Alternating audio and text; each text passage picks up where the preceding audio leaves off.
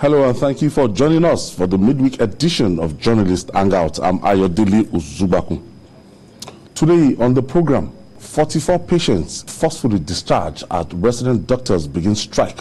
Leadership crisis hits PDP as 7 NWC members resign over alleged chairman's incompetence. And later on the show, bandits break into homes, abduct children in Niger State. I'll be hanging out with Babajide Kolade Otitoju and Adekunle Yusuf. So if you're ready, let the hangout start now.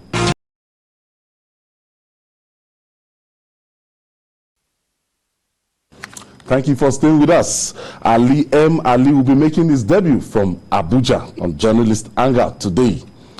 The ongoing strike by resident doctors is taking its toll on citizens.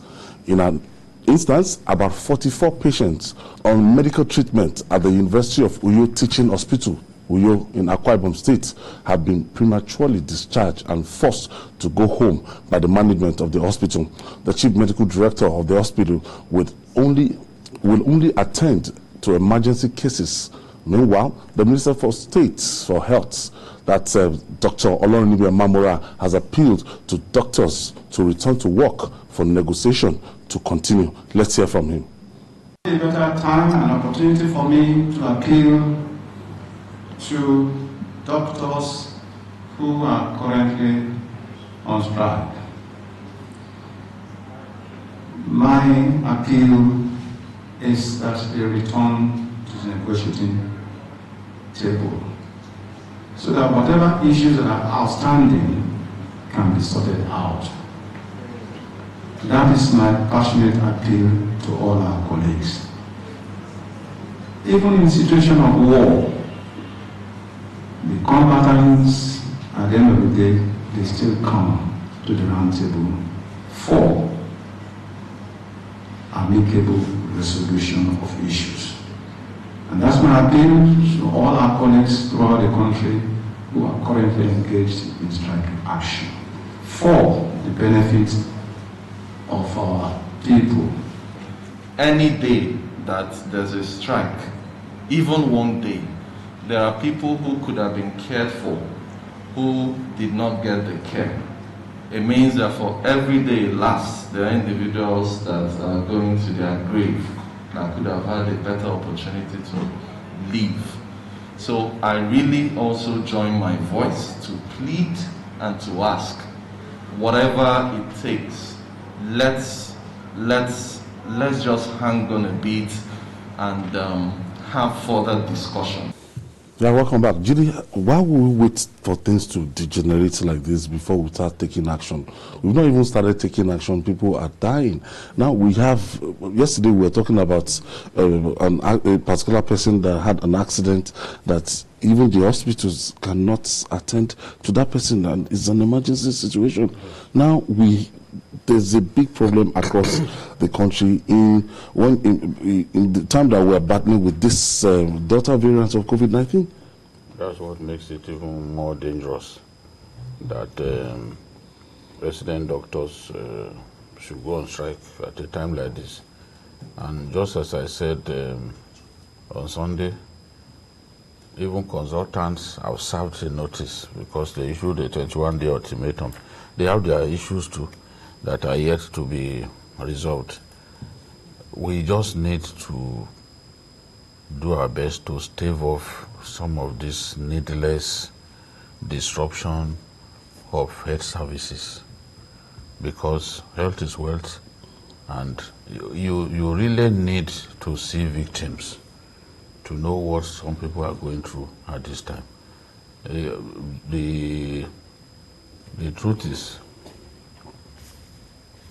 even one of our own colleagues who had just been transferred to Igbobi, saying that Igbobi is the place to go for anything that has to do orthopedic fracture. Yes, orthopedic issues and all that.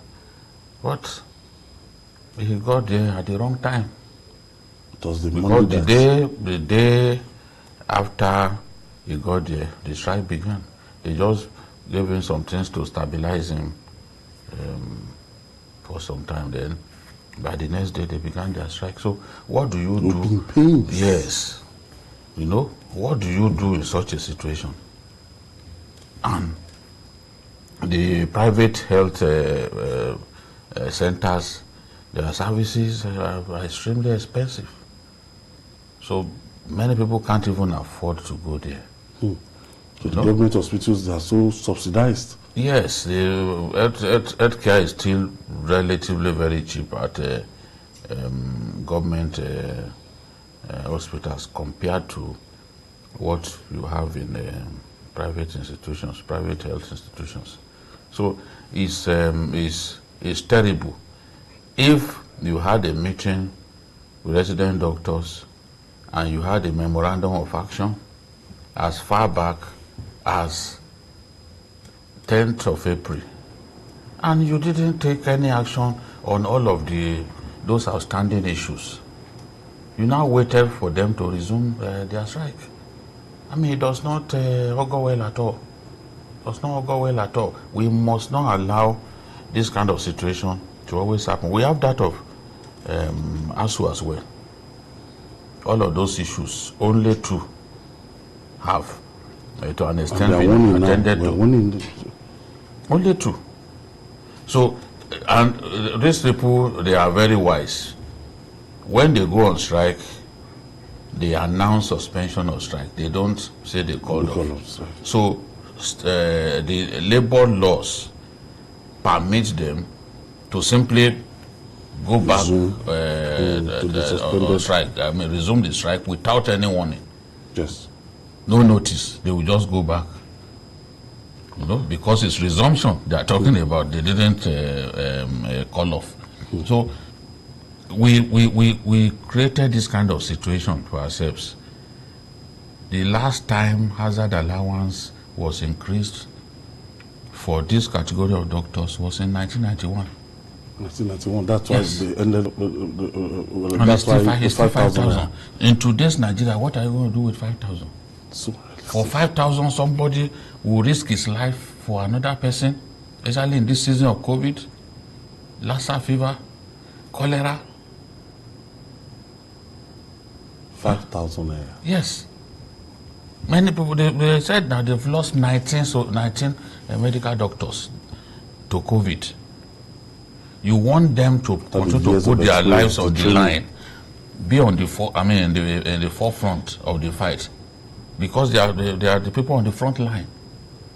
For 5,000 naira hazard allowance, and you announced that you are going to increase it to 33% of the basic salary of the medical worker.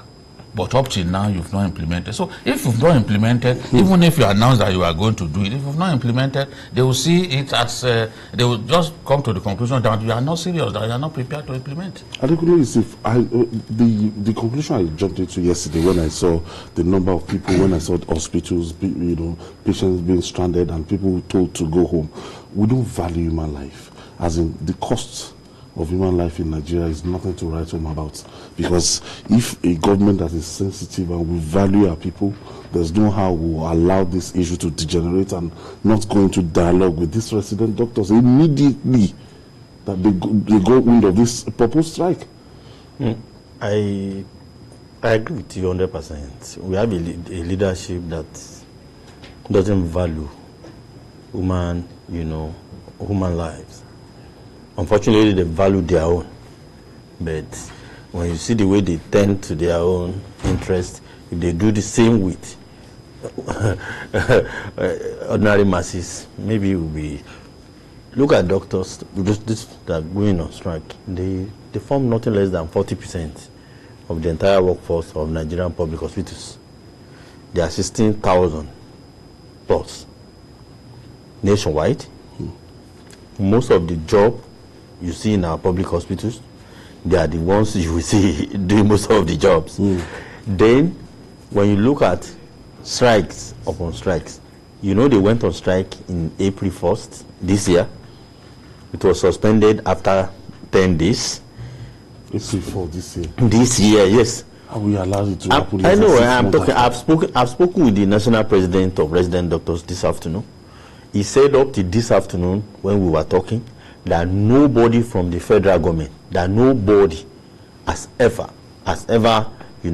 come forward to say, okay, let's come to the negotiating table. That nobody has reached out to the union. That was done on Monday. Yeah, the one that started this, on Monday, that they wrote to the leadership of the National Assembly, the Senate President, the Speaker, they wrote to the Health Minister, they wrote to virtually all that should be done, and they have letters that they acknowledge receipt of the copies.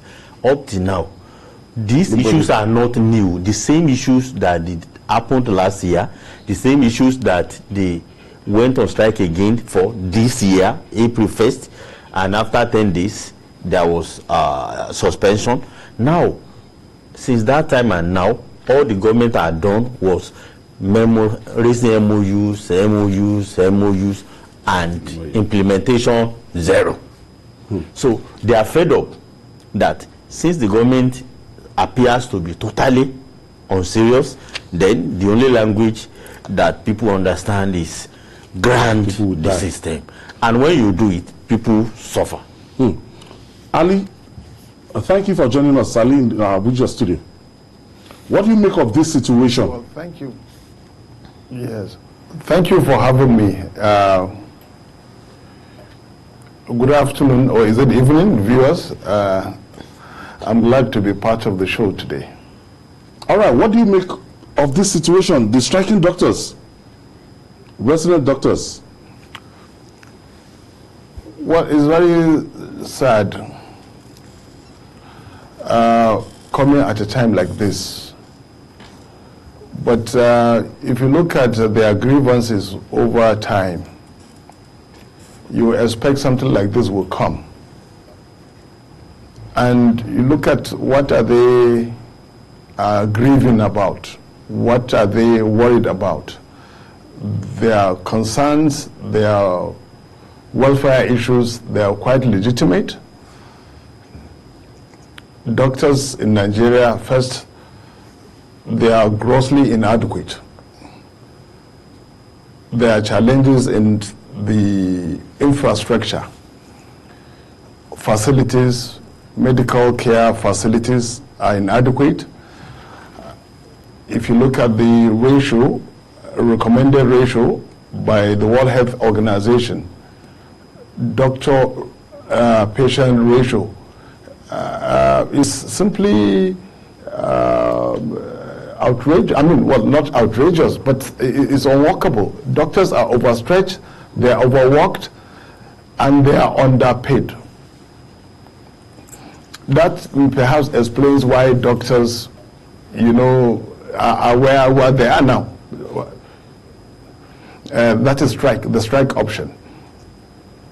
A while ago, Yusuf mentioned that according to the national president of resident doctors, so far from the government side, nobody had communicated with them.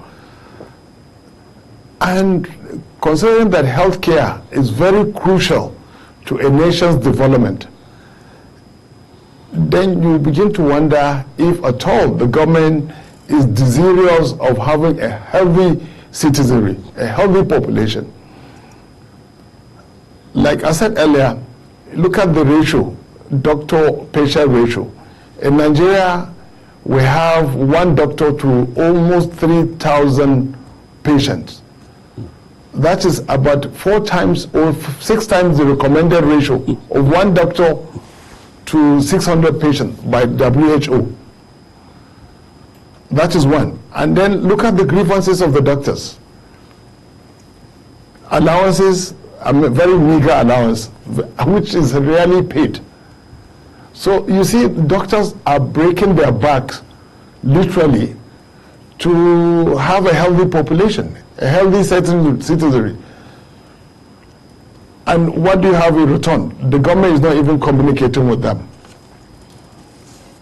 So you expect that, like Jide pointed out earlier, the doctors, every now and again, just like ASU, when they go on strike, they suspend it and then they resume, making sure that they don't break any labor laws.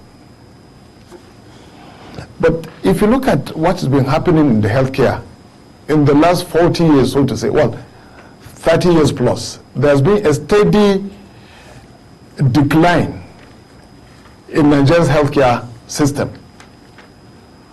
Pre-independent Nigeria banded easily the most sophisticated healthcare delivery system in the whole of the continent. University College Ibadan in the 60s, or the 50s and the 60s, you had Saudi princes coming to Nigeria for healthcare. Yes. Seeking better health. But years of planlessness brought us to where we are now. Now, you would have expected that a government that came on the agenda of reform would look at health sector critically and listen to the grievances of healthcare providers, that is medical doctors and allied staff, provide the facilities, and then also compensate them adequately. In the 80s, we had, up to the 90s, we had the initial, what they call brain drain. Most of Nigeria's scholars, brighters, exited to other shores in search of the proverbial greener pastures. And then next, our medical doctors. And Nigerian medical doctors, medical personnel, elsewhere in different climes, they have made great exploits. They have established their knowledge and competence. But what do we have at home? They are taken for granted. Those who are patriotic enough to remain to serve motherland, they are not being listened to, their demands not addressed. Before welfare issues, they've been crying for inadequacy of even healthcare facilities in most hospitals. Okay. It's a miracle that we managed to survive the first wave of COVID-19. Yes. How Nigerian doctors pulled off that is quite remarkable, and I think all right, it should be something of interest for us to yes, how Nigerian doctors who are undercompensated, like I said, they're not properly, even the meager allowance, hazard allowance, a paltry maybe $20, $30 a month. I think that is even taken far. All right, $5,000, the equivalent of $5,000. How much is it? 5,000 naira. How much? Okay, let me take you back to Lagos now, Ali. Jide, he was talking about brain drain, and yesterday I listened up a radio program. A medical doctor actually called. I now said there's like a team lead, and anytime they want to perform, anybody is in danger list. Sometimes he would drive out of town to go and buy materials himself from his money. Sometimes the doctors will contribute money to make sure they get diesel into the power generator, to make sure patients are not, they're not losing patients. Sometimes some of his colleagues will just burst into tears that the condition in which they work, it's abominable. In our country, we've seen doctors use the light from their phones to do surgery. In this same country, very terrible conditions. Patients are often told to buy even plaster, bandages, and basic things that you expect to be available in hospitals. They tell you go and buy your syringes and all that. When I was in the north, I remember the case of a woman, a nurse, that was using the same syringe for up to 10 persons. Oh, God. You know, people are not even making money out of it, using the same syringe. So, that means if one of them was infected, others are liable to be infected. This is the sorry state of our health care delivery in our country. I've spoken in the past about how in Adamawa State, people travel to Cameroon to receive Medicare. And this is not fiction. It was Nuhu Ribadu that told me by himself. That in his village, they traveled all the way to Cameroon. No, it's not a lie. It's not. That's why I said. Many of these places, Ribadu told me. They even trek long distance. In our country, you have to go to Cameroon because in some cases, the nearest health facility is so far away that if you have to go all the way to those places, you could even lose the patient. So we don't even have enough healthcare facilities in our country. That is one. The budget, if you are giving 4% of your budget to health, it's not enough. We should look at even some of the countries around us. We are not prepared to fund education sufficiently. We are not prepared to fund health sufficiently. So what is our focus? What is our priority at the end of the day? So this is the thing. You even see the rating of nations after this program. Just go and check the rating of nations as per their health care delivery capacity. You will see where we are. We are in the same category as countries like Chad, Somalia. That's where we are rated. I mean, this is something that should make those who are in charge be ashamed and convince themselves that the best thing is to make change happen. Otherwise, we just continue to face this problem every year. Okay, I have joining us on phone the president of National Association of Resident Doctors, that's Dr. Huyi. Thank you for joining us. Good evening. Thank you for having me.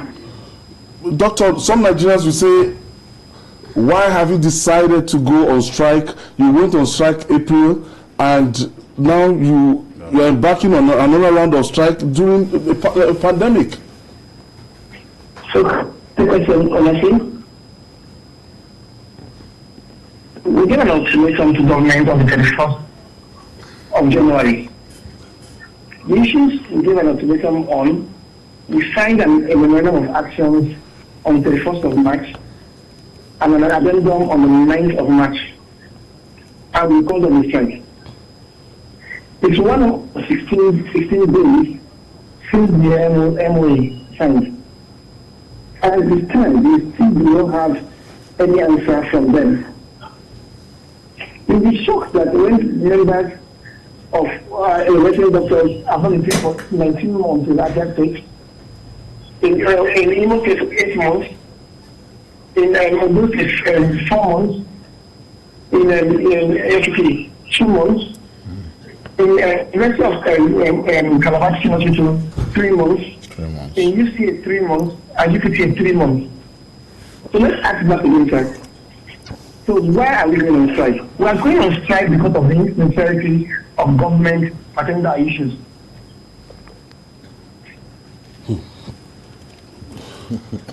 Now, this is day 3.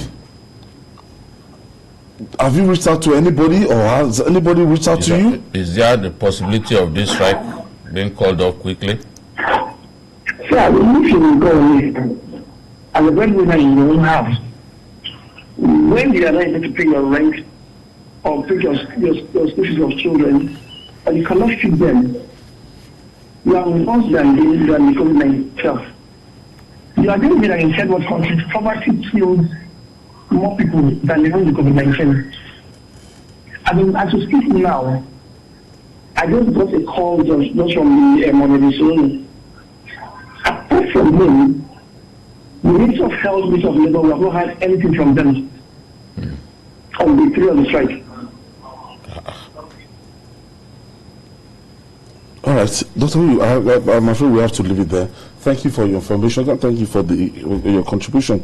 Julie, this is Adekule. He buttressed what he just said down, that after 72 hours, the government have not deemed it fit to call them to the negotiation table.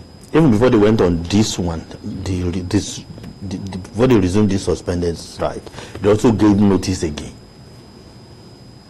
so that the government can do.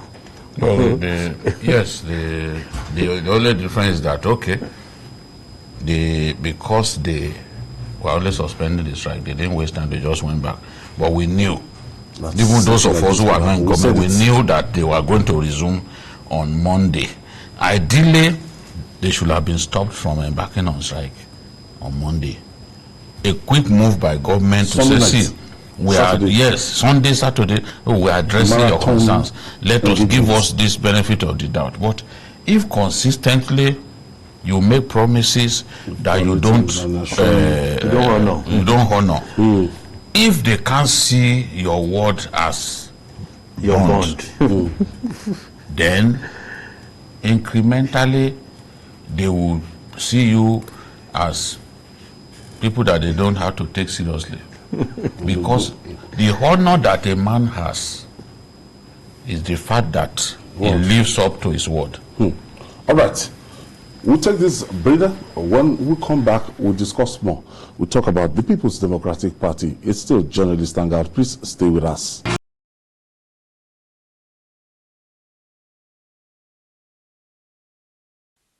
Thank you for staying with us. I still have Babajide Kolade Utitoju in the house and Adekunle Yusuf.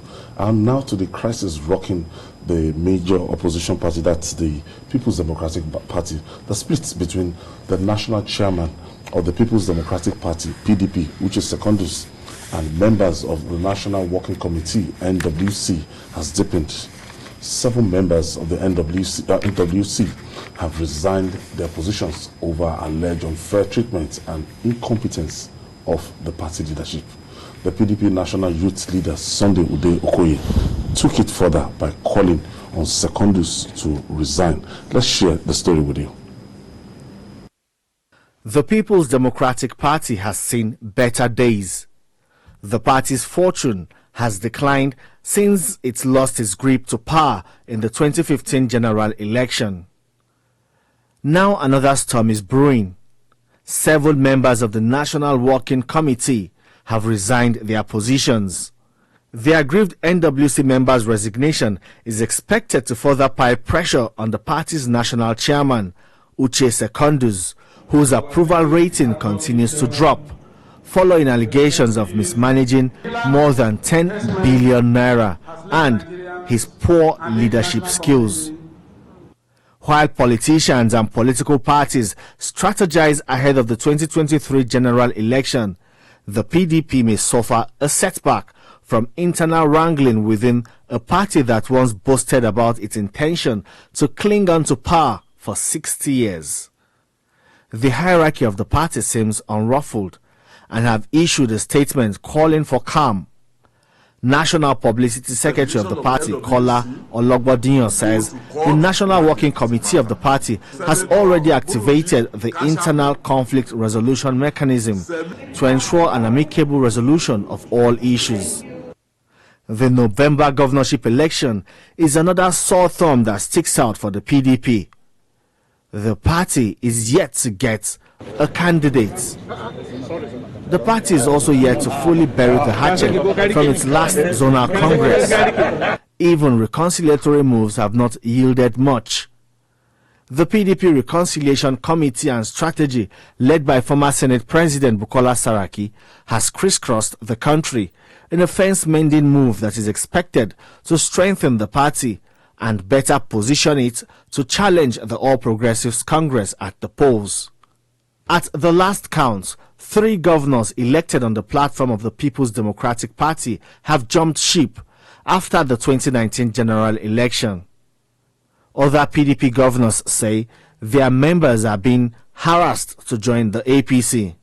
But on the floor of the National Assembly, more lawmakers seem to be switching political allegiance as the APC continues its aggressive poaching of top shots in the opposition party and depleting their ranks.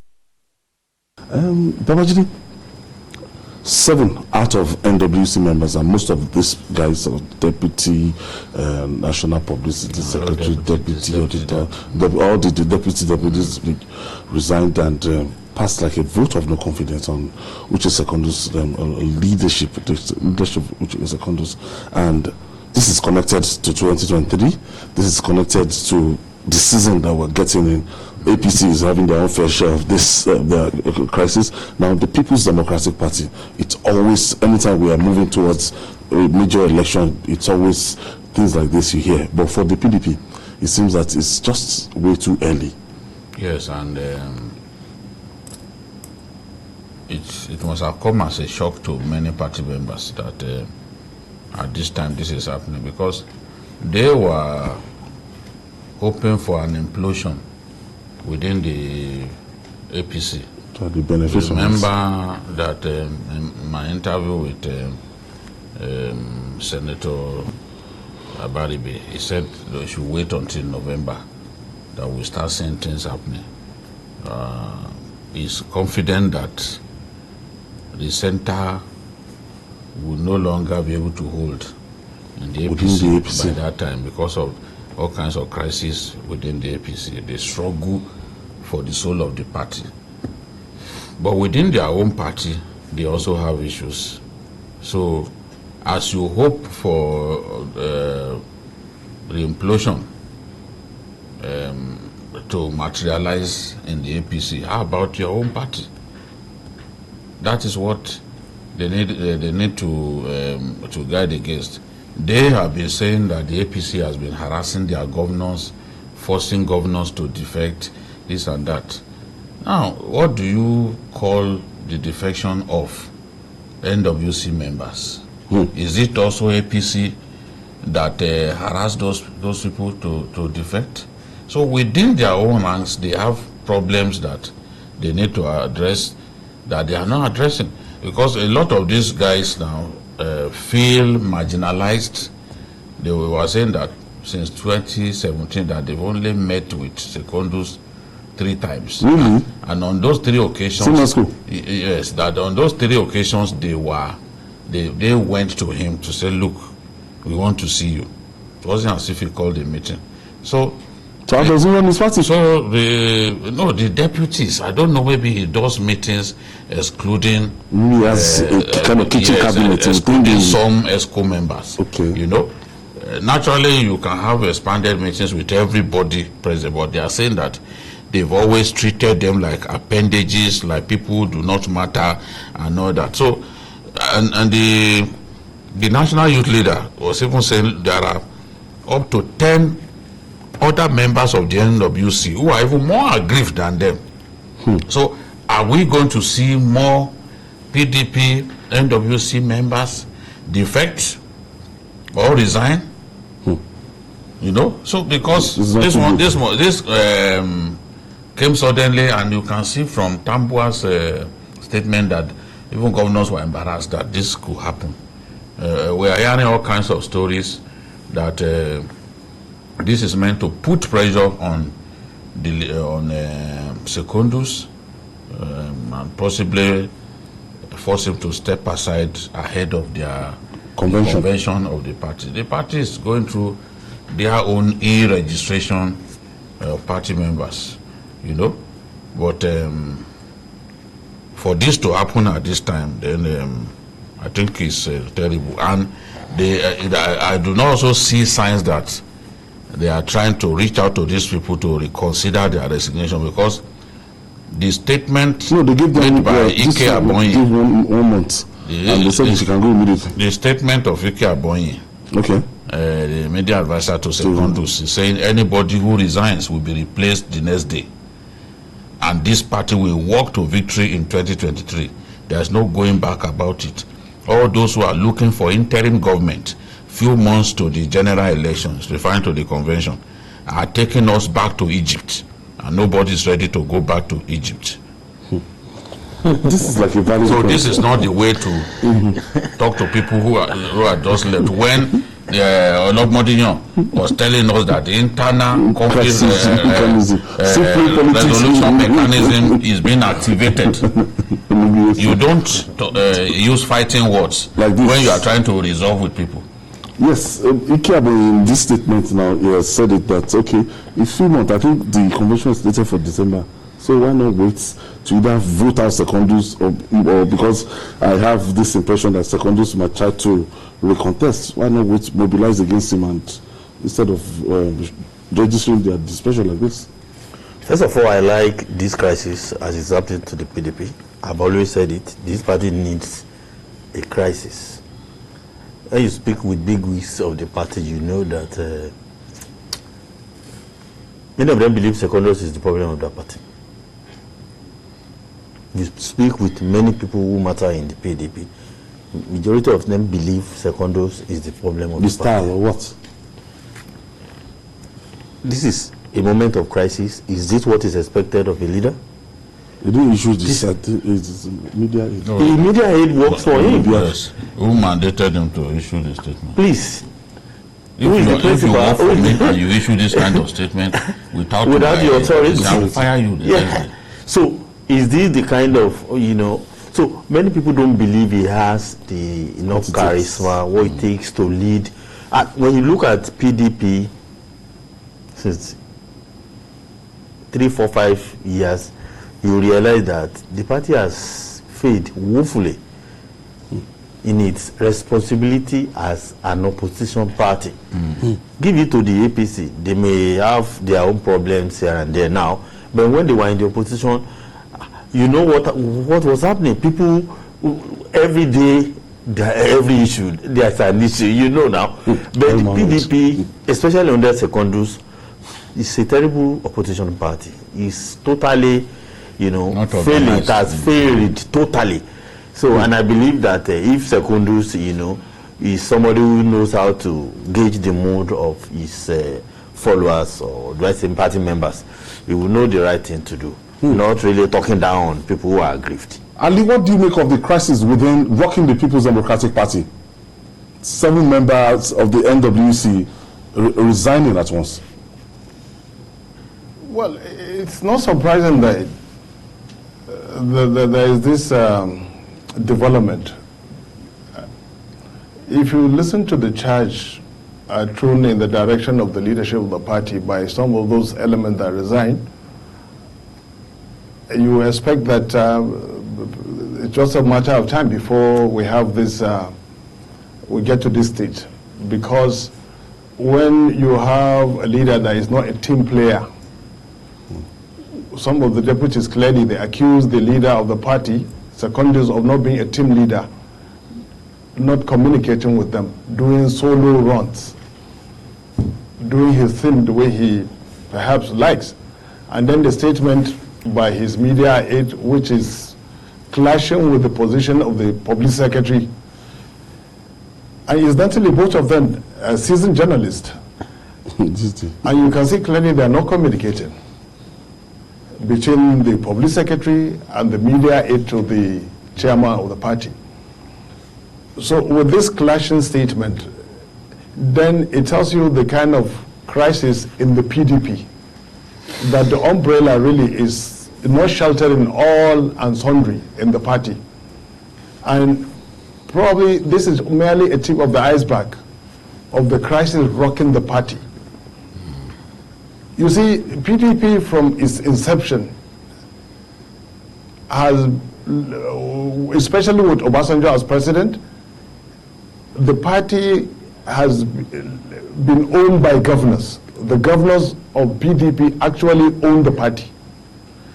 And with federal might, it was able to resolve whatever crisis it had had in the past. Remember the famous conflict that was resolved, I'm trying to recall, when they said everything was a party, was a family affair. Family affair. Yes. But with federal might gone, the PDP had behaved more like a headless chicken. You understand? Why? Because the national leadership has not demonstrated any ability to resolve internal crisis. And the PDP is being paid back in its own coin. While it held sway, it helped in precipitating crisis in opposition parties, especially the ANPP. Well, before then, the APP. then later ANPP. It used to plant people more, so to say. That one is in the public domain. How some people in the opposition party, when PDP was holding sway, were actually working for the PDP. So now, if you like, well, this is a stretch. PDP is payback time now for PDP. And unfortunately, the Secondus has not given the kind of leadership. Internally, you can see from the grievances expressed by those who resign. Okay. Then you carrying them along. We don't have time.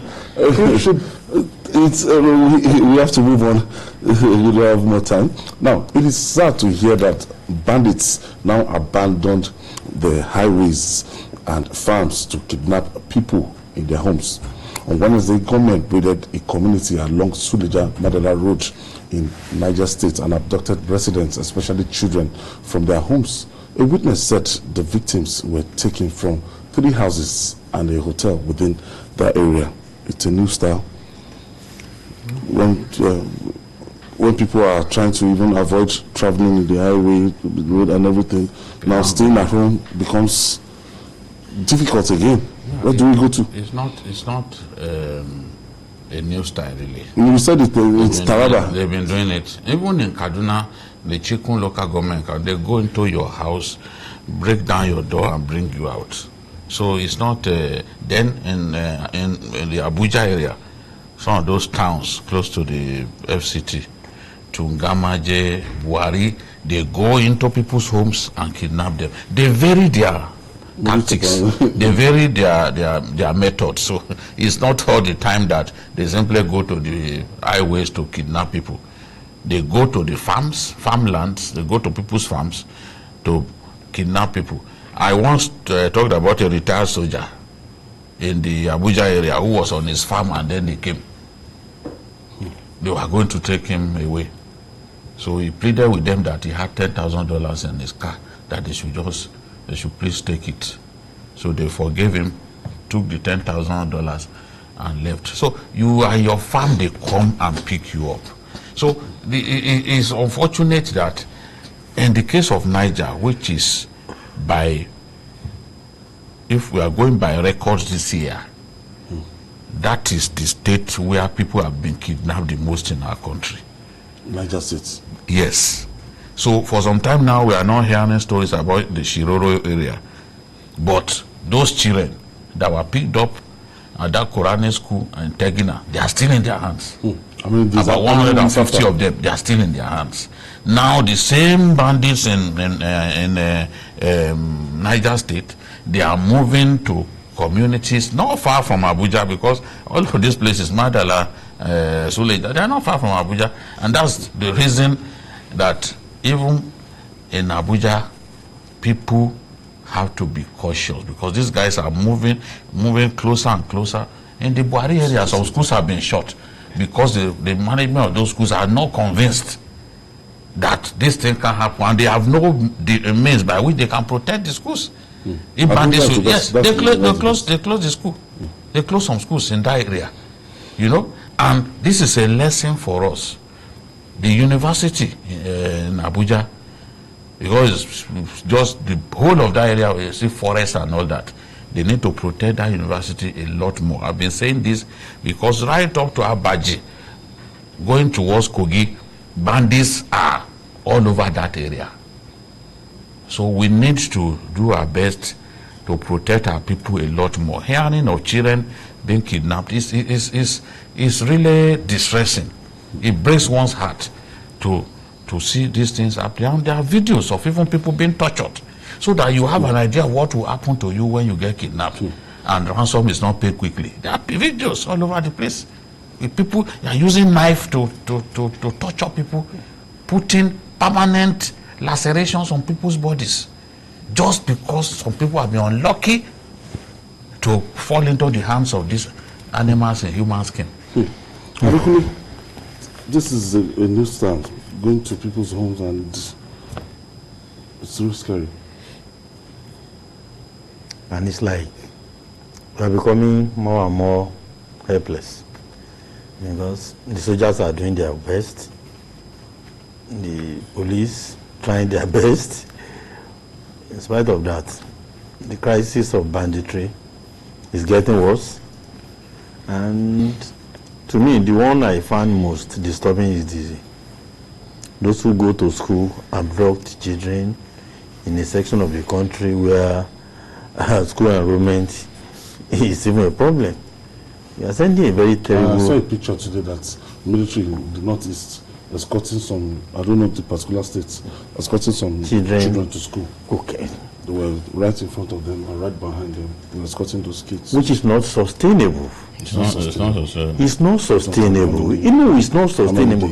Even if you have the largest, if you have the largest army in the world, it's not a sustainable thing. It's not sustainable, and it's so disturbing. And it's like we are now just appearing helpless, as if nothing else can be done.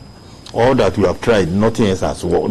Nothing has worked. Ali, I want to ask you, the situation in Niger State, particularly about these bandits. What do you make of it?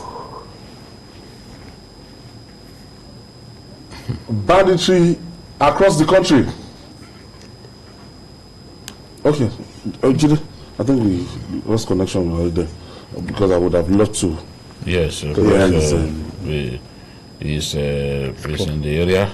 Yes, he's in the north. Moves around a lot, so I think only his home state of Kano is relatively, and Jigawa too, relatively safe.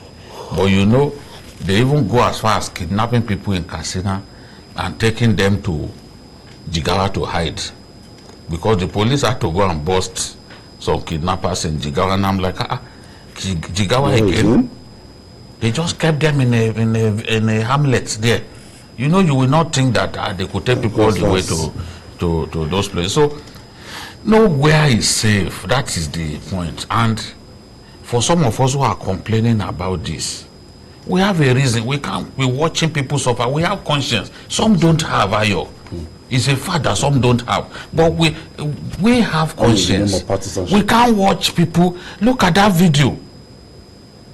Can anyone who complains that Jide talks about security all the time, Jide is always criticizing government about security, do they have the good conscience to watch that video? Watch a human being being cut open with knives by people who are demanding that ransom should be paid on time. Tell them to pay on time. Tell them to pay on time. And you are cutting people. Those who have been tortured, you see them on the ground, you see lines, uncountable lines on their bodies. And you see women being flogged mercilessly. And you don't, why won't we talk, Ayo? Why won't we talk? Who can watch those things and not be bothered? Because you can just put yourself in that position. That what if it was me?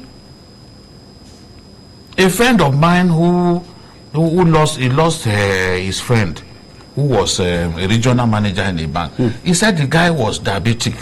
That the moment they picked him, they were just praying that within 4 days he should be released. That if he exists 4 days, because he did not have his drugs, if he exists 4 days, they knew he would die. So by the 4th day, they released his corpse. They just saw his corpse by the roadside. Okay, let's go to Ali in Abuja. Ali, banditry seems to be a very big challenge up north. Yes, it is. It's very, you see, it's very disturbing. We have talked about this often, that Abuja is not as safe as it used to be. In all the travel warnings given to diplomats in Abuja, there is a concentric cycle. If you go beyond it, even in Abuja, if you go beyond this concentric cycle, you are on your own, literally. And that cycle, 3-layer. Once you are getting outside the city gate, is not safe, is not advisable. Foreign missions routinely give this advice, this security advice. Now, Madala, like Jide rightly pointed out, it's just 40 minutes drive from the central area. But you see, the daring exploit of bandits is not so much because it's a statement that the state is overwhelmed. The state cannot guarantee security. In Niger, you must commend the efforts of vigilantes. But even then, they've been overwhelmed. Yes. Why? Because you can't expect someone with cudgels and clubs to face someone wielding AK-47. And some of these bandits, they are not ordinary bandits. They are a crossbreed of bandits and terrorists. And now there are instances like the latest kidnapping. You could see that it was like they have done a lot of reconnaissance before they went there, forcefully took away these unfortunate kids and move away with them. Last year or thereabout, some bandits make the daring foray into Abuja, into a densely populated neighborhood. Kubwa is a well-known place. They went, forcefully kidnapped, and took away someone, and I think a journalist at the time. But you see, this thing keeps on happening because the state is overwhelmed. Maybe time to consider this issue about community policing. But even at that, can community policing challenge these marauders? All right. Because every action they make, our time is fast spent. You have to leave it there. Adekunle Yusuf, thank you for your contribution. Thank you so much. But Biki, we have to thank Ali M. Ali, the editor-in-chief of the People's Daily. Yes, it's been a fantastic debut for him. He's been my friend in Kano for years, since the early 90s. And he remains the stubborn human being that he is. So he's had a good outing today, and we know that we'll see a lot more. Let's do it again. We'll see a lot more of this stubborn. Yes, let's do it again. Ali M. Ali. Thank you for your contribution. Thank you very much for having me. All right, that's Journalist Hangout today. And don't forget to join us for Journalist Hangout on Sunday, 1:30 p.m. to 3:30 p.m. Journalist Hangout on Sunday. We're on YouTube, youtube.com/TVC News Nigeria. I'm Ayodele Uzubaku. See you tomorrow, and God bless Nigeria.